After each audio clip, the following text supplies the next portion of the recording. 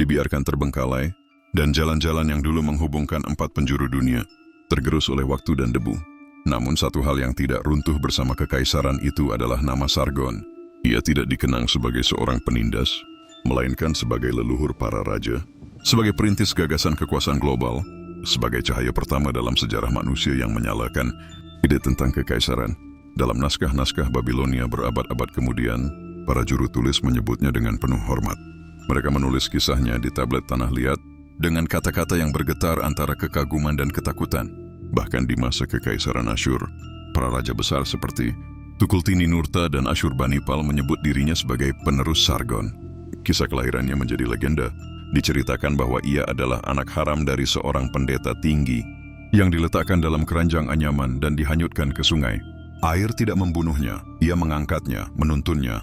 Seperti rahim kedua yang mengantarkannya ke dunia kekuasaan. Sungai menjadi ibu kedua baginya, dan dari sana ia tumbuh menjadi raja pertama yang dikenal sejarah dunia. Ia menjadi mitos. Anak-anak di Sumer dan Akkad mendengarkan kisah Sargon sebelum tidur, sebagaimana anak-anak zaman kemudian mendengarkan kisah Alexander atau Gilgamesh. Tapi tidak seperti mereka, Sargon bukan hanya pahlawan dongeng. Ia adalah kenyataan yang menjadi legenda, sebuah jembatan antara manusia dan gagasan kekuasaan tertinggi. Seorang pujangga Babilonia pernah menulis, Sargon membangun istana dari kehendaknya sendiri, bukan dari warisan. Ia mendaki takhta dengan langkah yang berdarah, tapi dari singgasananya, hukum dan ketertiban menetes ke seluruh negeri. Ia adalah pisau yang membuka dada dunia, dan dari sana lahirlah peradaban.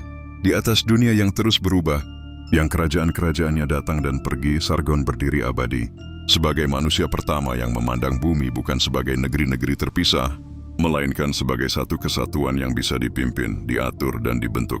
Ia bukan hanya raja di antara manusia, yang adalah arsitek gagasan. Kekaisaran, gagasan yang akan dihidupkan kembali oleh Hammurabi, Darius Alexander hingga Augustus.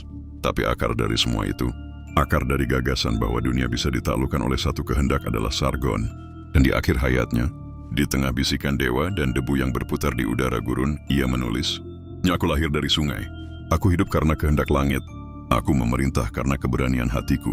Aku mati bukan sebagai manusia, tapi sebagai raja dari dunia.